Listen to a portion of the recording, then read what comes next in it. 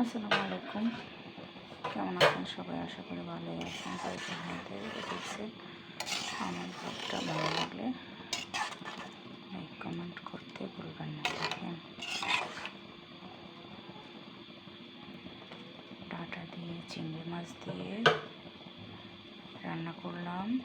আর এখানে দেখেন লেবু হবে না তা তো হয় না, এখানে ভাত বসাই দিলাম, তারপরে বেগুন ভাজি করলাম, তারপর শাক ভাজি করলাম, ডাঁটার শাকগুলো ভাজি করলাম।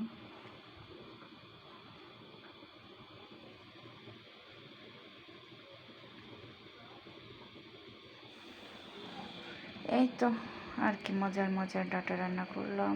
আপনারা এরকম কে কে ডাঁটা পছন্দ করেন একটু কমেন্ট করে জানাবেন। আর সবাই ভালো থাকবেন, সুস্থ থাকবেন। আল্লাহ হাফেজ।